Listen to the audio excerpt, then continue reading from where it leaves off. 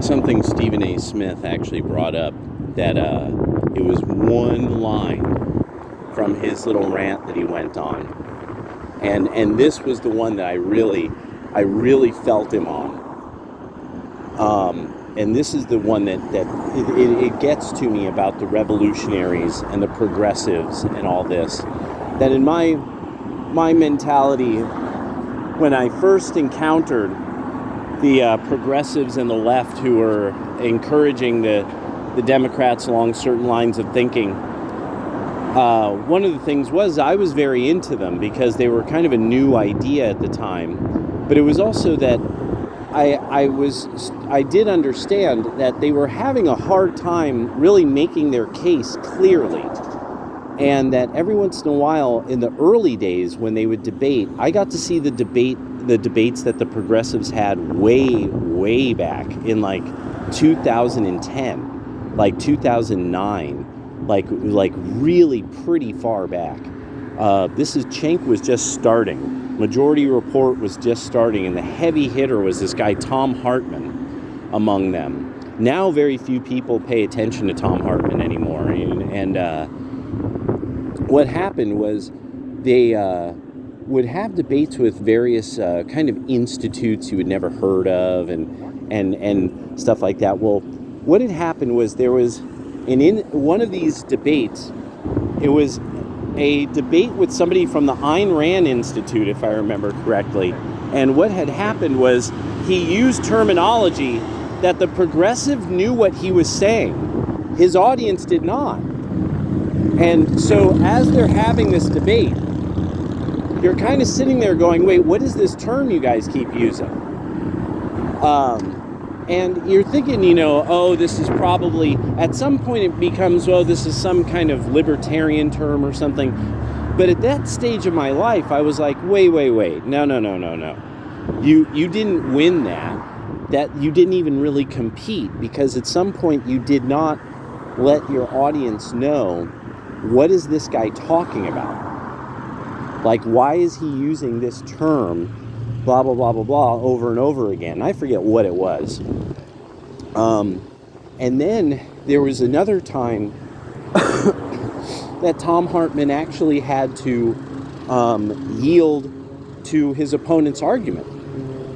And it was a major pillar of what they were talking about. That he was like, at some point he goes, no, that's true by proxy. And it was this moment where then Tom Hartman says, okay, yes, it's true by proxy. But he didn't explain to the audience what that meant. And that's when I'm like, okay, wait, what's going on here? Like, why won't you explain to the audience what just happened there?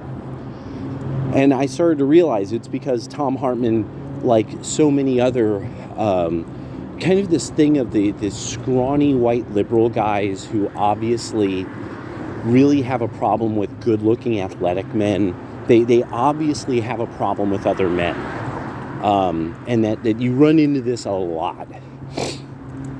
And when you're kind of in their country, you see this a lot. Like that you see there's the bros who all the women are always kind of always, that the pretty girls, the pretty liberal girls like these, bike bro and this bro and that guy. They're the life of the party. And then there's there's a sea of these other dudes. And as the decades have gone on, these guys so resent if you have something up on them.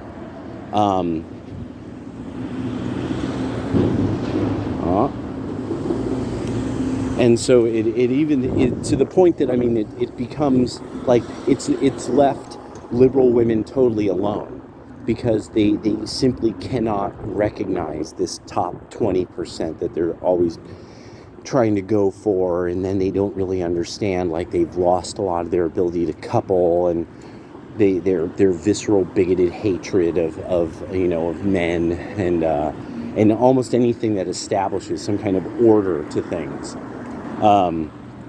It's actually kind of funny how I think about that's the importance of the cartoon Aeon Flux for nerds. is in the opening, the male and female character declare certain things. Oh my god, what is this?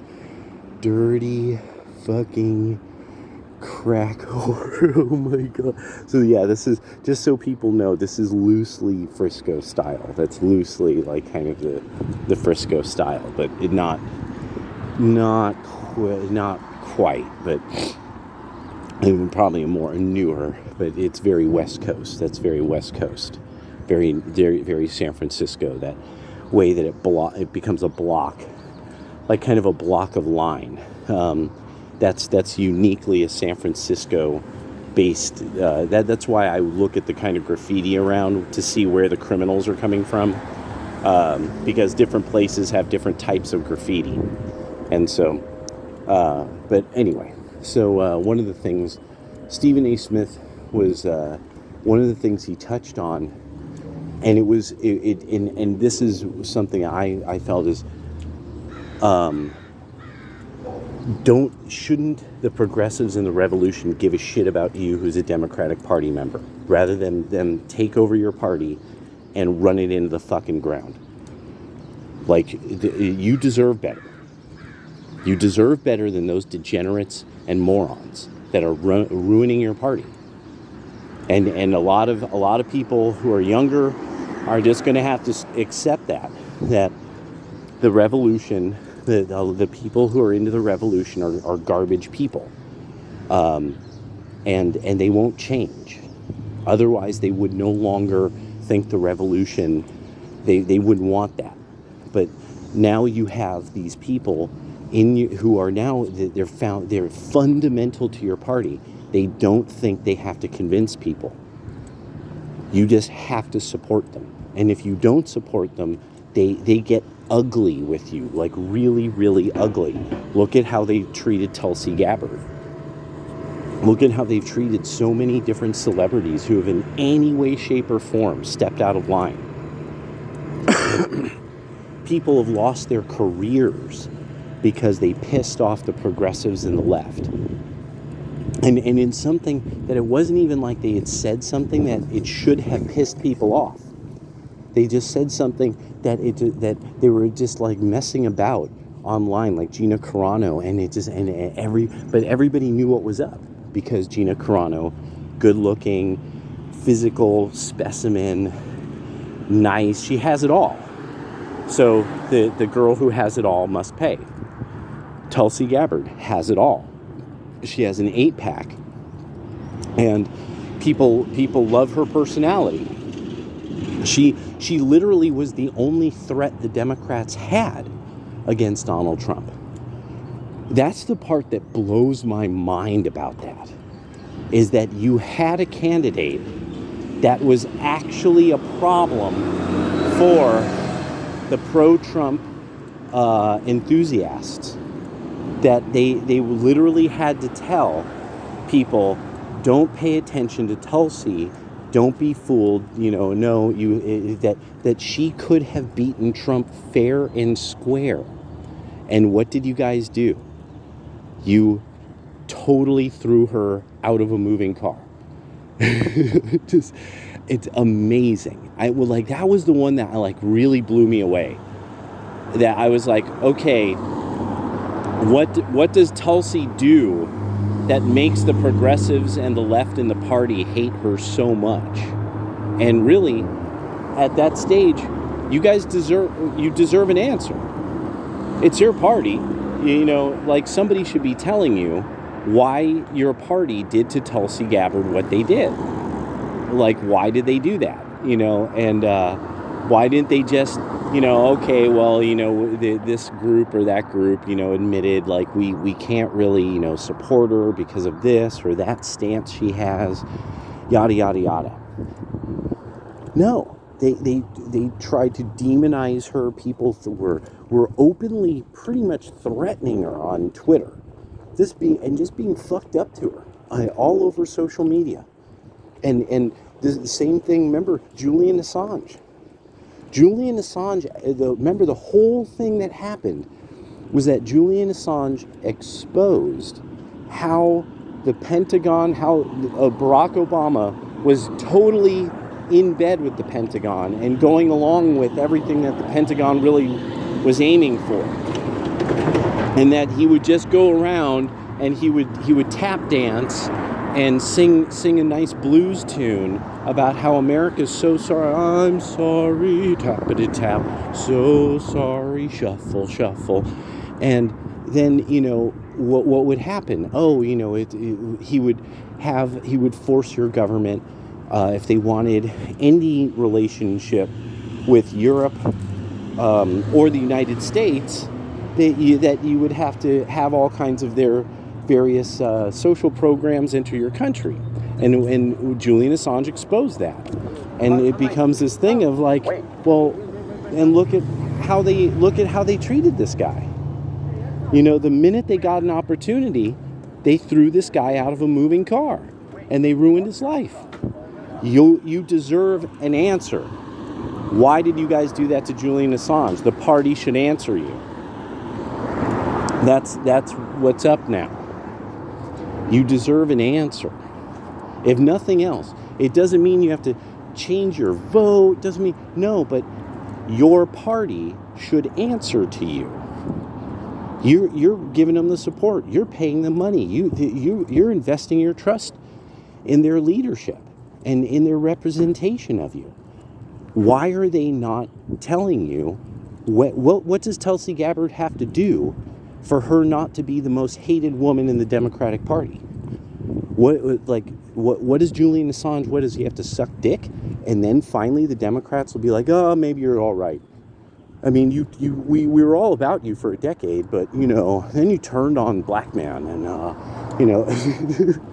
you turned on our mascot. And so, I mean, like, what does he have to suck Barack's dick? I mean, like, what's, why don't you at least can get an answer out of him? And then there's this. And this is the one that, like, really, the most truly kind of, like, okay, at some point, if this is your party, then you better get an answer out of this. If you're watching these people who are, they're supposedly, they're trying to get a ceasefire or whatever the deal is. Okay, so if you're a Jewish Democrat, this is going to be peace, right? This is going to be peace, correct? Remember, something that Stephen A. Smith is bringing up here that is, that he doesn't want to bring up is, well, I mean, the Democratic Party keeps bamboozling their own members as well. So if you're a Jewish Democrat and you want peace, are you going to get peace? Or once the gunfire stops, are they going to ask a little more? You know what you did? What you guys did.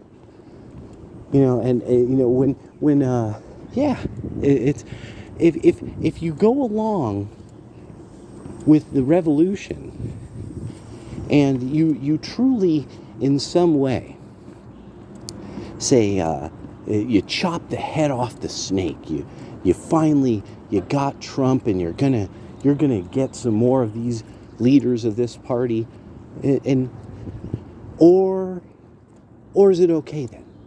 You got Trump. It'll be cool then. We'll have peace, right? Of course not. It's the revolution. So people like me have to always be ready to cook your brains when you come for me. Every minute of every day.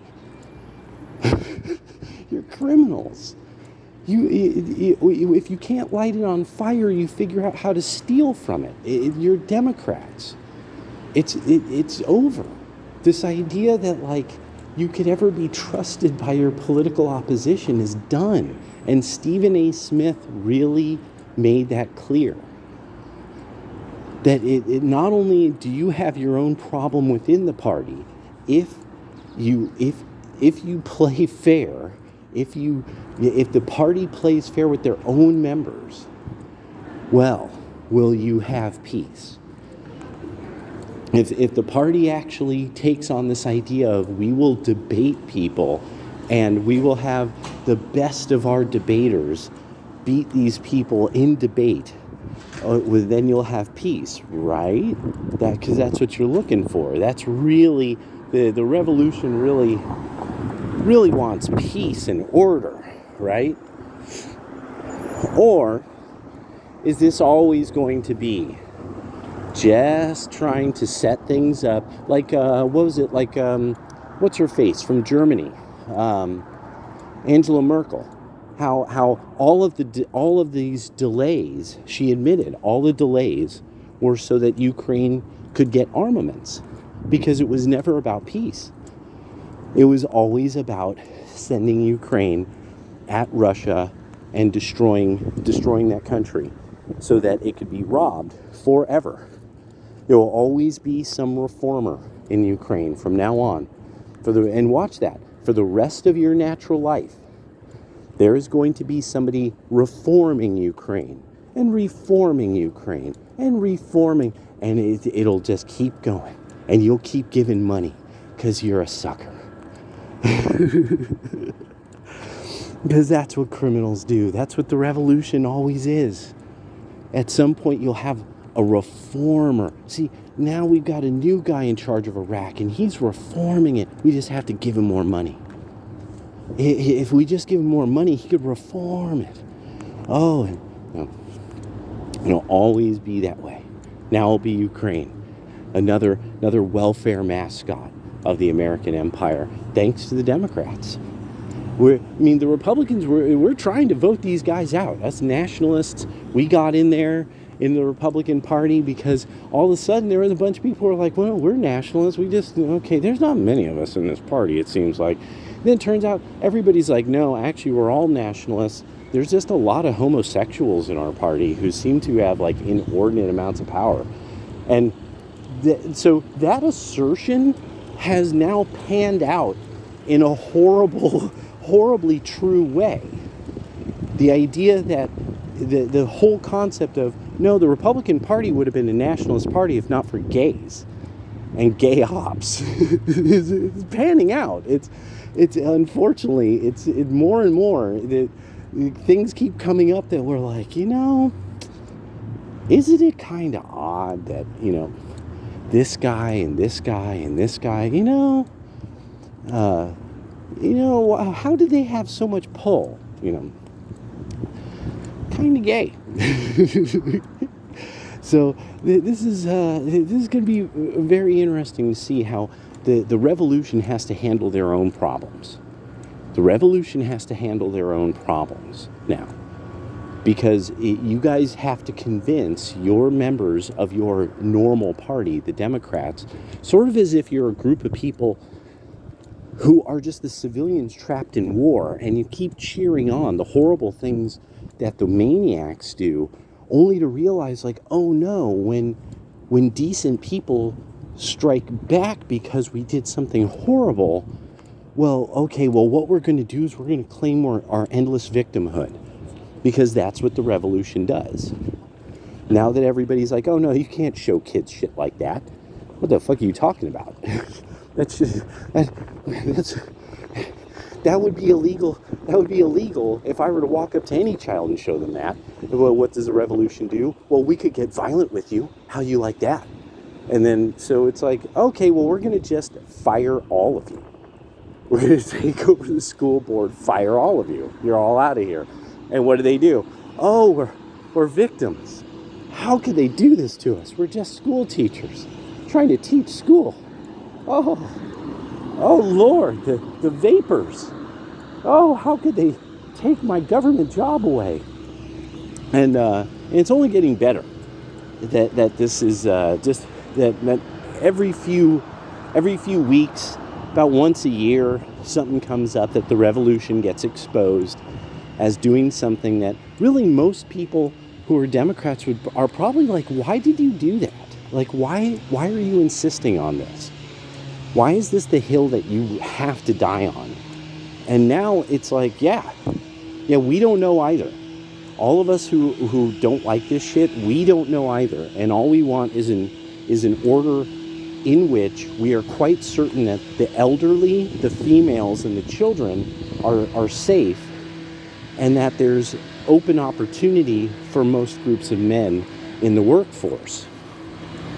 This isn't some wild and crazy thing that we're asking for. It just simply isn't.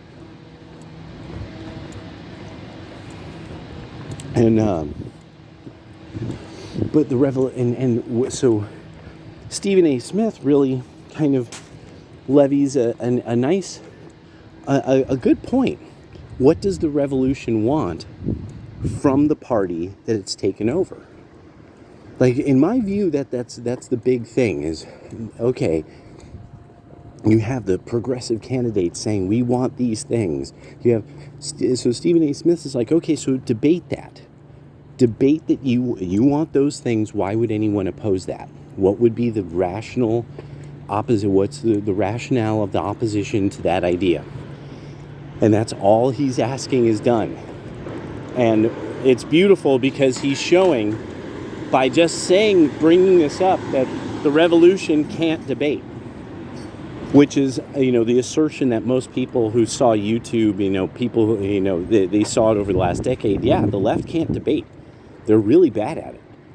Like, they're really, really bad at it. It's kind of fascinating, actually. And now that they're stuck with, like, their best is Stephen Bonnell. And I mean, Hassan Piker is openly like somebody who insists on violence, yet he can't prosecute it because he's a wimp. He's a rich foreigner wimp. I always loved that. I was so on top of that. I'm like, no, this is a rich Arab. I know what I'm seeing here. And sure enough, he totally turned out to be the absolute stereotype of that. I mean, I was just like, I love how people have a picture of him writing English on horseback. Of course he wrote English. Of course. No, of course he's not a country writer. That would make him remotely American. Oh my God, that was so good. All right, talk to you guys later.